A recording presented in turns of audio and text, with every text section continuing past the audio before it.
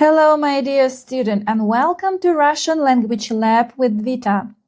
Today, let's practice writing the Russian cursive letter sh.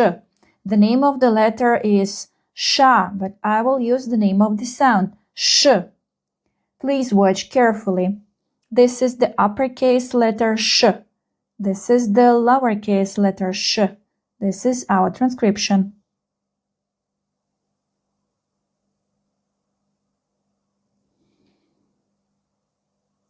Uppercase cursive letter sh.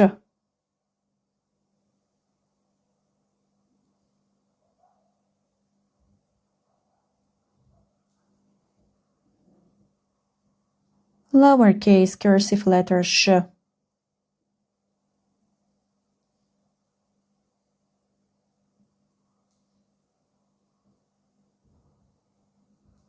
Let's write them together.